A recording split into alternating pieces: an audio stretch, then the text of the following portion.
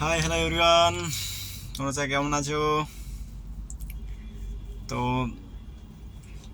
আমি ভাবলাম একটা এক্সপিরিয়েন্স শেয়ার করা যেতে পারে আমাদের সাথে, সবার সাথে। তো আজকে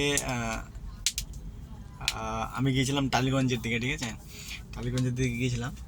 তো টালিগঞ্জে বলতে এখন যে রিসেন্ট একটা পিয়ারে পিয়ারে রাহুল দেব, রাহুল কি যেন ছিল টাইটেল, যে ফিল্ম ইন্ডাস্ট্রি টলিউডের, যে জলে ডুবে মারা গেল। তো যেহেতু বাড়ির তার সেদিকেই, টালিগঞ্জের ওই সাইডটাই। তো জায়গাটার নাম ঠিক একদম মনে পড়ছে না, বাঘা যতীনের ঠিক আশেপাশে হবে। তো আমি ওখানটায় গিয়ে, যেহেতু আমি নিউ টাউন থেকে ভাড়া নিয়ে যাচ্ছিলাম, মানে বাঘা যতীনের দিকে, ঠিক আছে, টালিগঞ্জের দিকে, যেখানে যে সাইডটা ফিল্ম ইন্ডাস্ট্রিতে বেশি থাকে, ফিল্ম ইন্ডাস্ট্রি টলিউডের অ্যাক্টর অ্যাক্ট্রেস বেশি থাকে। তো আমি ওখানটাই দাদাটাকে জিজ্ঞাসা করছিলাম যে দাদা, এরকম এরকম যে অভিনেতা মারা গেল, রাহুল, রাহুল আর প্রিয়াঙ্কা, যে তো উনি আবার বুঝে গেলেন বিষয়টা। তো আমি তার সাথে ডিসকাস করলাম প্রায় 1 ঘন্টা ধরে, একটা যাচ্ছি, আর 1 ঘন্টার মধ্যে আমরা ডিসকাস করতে করতে যাচ্ছি। তো উনি বললেন উনি উনি বললেন কি, সে আমার পাড়ারই ছেলে, আমার পাশের বাড়ির ছেলে। আমি শুনে অবাক গেলাম। তাই নাকি? আমাদের কথা হয়? আমি বলছি, হ্যাঁ কথা হয় মাঝে মধ্যে। সে ভালো, বেশ নায়ক।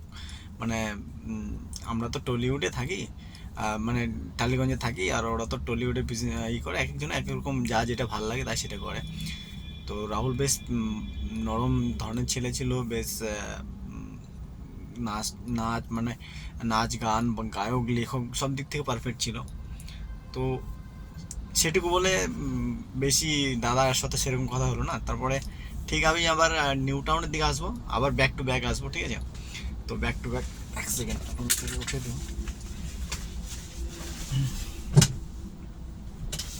হ্যাঁ, তো ব্যাক টু ব্যাক আসবো। তো ব্যাক টু আসার জন্য আমি ওয়েট করছি। তো ঠিক করে একটা নিউ টাউনে ভাড়া বেজে গেল। হ্যাঁ, তো আমি আবার ওখানটায় একটা যে ম্যাডামটা আসলো, দিদি সমবয়সী, সেই দিদিটাকে আমি আবার জিজ্ঞাসা করলাম যে এরকম মানে সেই বিষয়টা নিয়ে, কেননা এখন সেটা আজকাল ট্রেন্ড বেশি চলছে।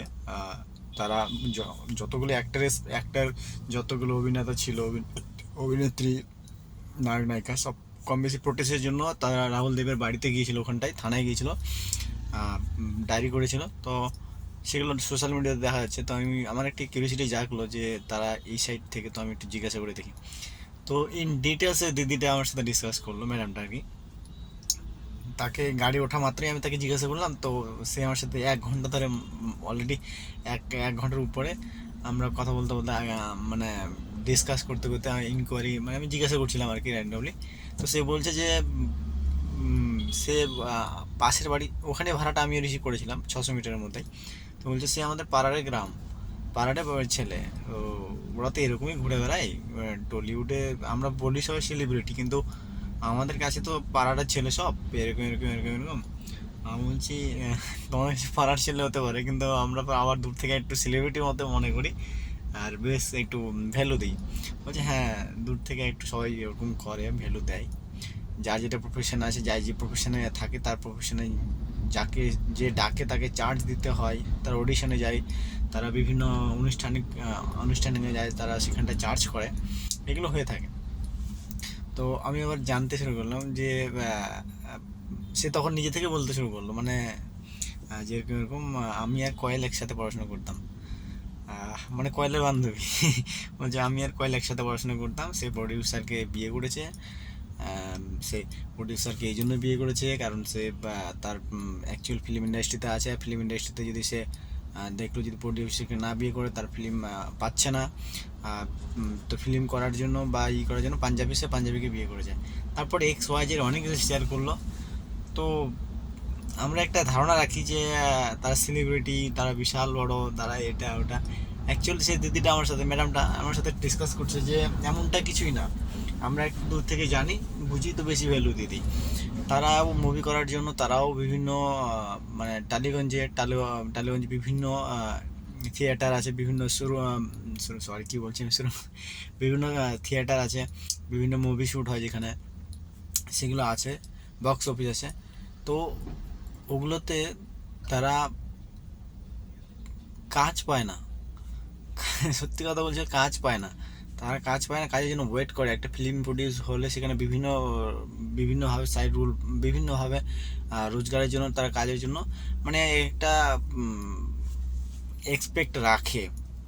তারাও আমাদের মতোই ঘোরাফেরা করে মার্কেটে সাধারণত। কিন্তু হ্যাঁ, দুই একজন আছে তারা বেশি হাই র্যাঙ্কে আছে, তারা ব্যস্ত থাকে বেশি। তো দিদিটা বলছে কি,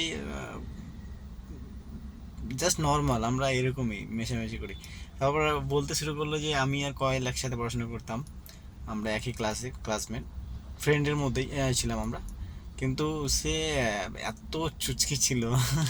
কোয়েল মল্লিক, এত কি যেন নাম বললো, একটা নাম, রূপ, না না না, রূপ না, তার আলাদা একটা নাম আছে। বলছি আমরা ওটা ছোটোবেলা ওটা ওই নাম ধরেই ডাকি, ওই নাম ধরেই চিনি থাকে। কোয়েল তো ইন্ডাস্ট্রিতে আছে, কিন্তু ওই নামটা না, একটা আলাদা নাম বললো, আমি বলতে পারছি না, ভুলে গেলাম। বলছি নামটা আমরা এরকম এরকম এরকম এরকম জানি, এই নামই জানি কোয়েল মল্লিক, এটা তো ফিল্ম ইন্ডাস্ট্রি দেওয়া নাম বা একটা কিন্তু আমরা একটা, আমাদের একটা আলাদা নাম ছিল। তো বলছি কি, কোয়েল মল্লিক খুব মানে খুব নকলে, মানে টুকলি করতো আর কি। বলতে কি আমরা স্কুলে পড়াশোনা করতাম, কলেজে পড়াশোনা করতাম, খুব টুকলি করতো, বিশাল এক্সপার্ট। আর দেখো মনেও হয়। তো ভেরি ইন্টারেস্টিং পয়েন্ট যে এত কিছু মানে হওয়াটাই স্বাভাবিক না, তাই না? তো অনেক কিছু ডিসকাস করে জানতে পারলাম বিষয়ের যে বিষয়। তারপর প্রিয়াঙ্কা সম্পর্কে, রাহুলদের সম্পর্কে রাহুল মানে যে মারা গেল, তিনি বলছে যে তারা তারা তো প্রেম করে বিয়ে করেছে। অ্যাকচুয়াল বোঝে না, সে বোঝে না ওই যে মুভিটা সিনটা আছে না, সেই অ্যাকচুয়াল নিজেরই গার্লফ্রেন্ড হয়। কারণ তারা প্রেম করে বিয়ে করে, আর যে প্রিয়াঙ্কা সেই যাদবপুরের মেয়ে, আর ও সেই বাঘাযতীন, মানে বাঘাযতীন রোডের ছেলে, টালিগঞ্জের মধ্যেই সব, টালিগঞ্জের এরিয়ার আশেপাশে, বাঘাযতীনের ওখানকার ছেলে। তো এই হচ্ছে বিষয়। মানে আমরা দূর থেকে ভাবি যে তারা সেলিব্রিটি, কিন্তু এমনটা, হ্যাঁ ঠিকই সেলিব্রিটি, কিন্তু প্রত্যেকে কিন্তু রোজগারের জন্য মরিয়া হয়ে থাকে। প্রত্যেকে মুভি মুভি যার যার পেশা থাকে, যে একজন যে একজন কোনো কাজ করছে, কাজের সাথে যুক্ত হয়, সেও কাজের জন্য তার মালিকের কাছে গুহার লাগায়। আর তারাও ঠিক সেরকমই পুরো একটা কাজের সাথে যুক্ত হয়ে আছে, যখন কাজ পায় সে কাজের জন্য গুহার লাগায়। তো এই হচ্ছে বিষয়, প্রত্যেকে ইন্ডিয়ান এভরিবডি ইন্ডিভিজুয়ালি, প্রত্যেকেই main purpose to need to be independent, we should be independent and earning মুভমেন্টের দিক দিয়ে। তো ভালো লাগলো শুনে, বাট আফসোস, আমাদের সে নায়ক আর হিরো নাই। খুব ভালো জেনুইন পার্সন ছিলেন বলে শুনে জানা গেল অনেক কিছু তার বিষয়ে। দ্যাটস অল, আমি ভাবলাম একটু শেয়ার করি তোমাদের সাথে, সবার সাথে। Thank you so much. আর গাড়িতে থাকি, চালাই গাড়ি, তো বিভিন্ন ব্যক্তির সাথে আমি দেখতে পাই, মিশতে পাই। আর আমি জানতাম যে সেই লোকেশানে, মানে যে লোকেশানে আমি গিয়েছি সেই লোকেশানটা আশেপাশেই হবে তার বাড়িটা। কারণ রিসেন্ট কিছুদিন আগে প্রোটেস্ট হয়েছিল, তো ওই প্রোটেস্টের জায়গার নাম দেখাচ্ছিলো, তো আমি আবার সার্চ করে দেখেছিলাম। আর আমি দেখলাম, আমি ভাবলাম যে এই এরিয়ার আশেপাশে যদি কোনো দিন যাই, আমি অবশ্যই কাউকে জিজ্ঞাসা করবো। তো জানতে পারলাম বিষয়টা যে এরকম। ঠিক আছে, ওকে, বাবাই।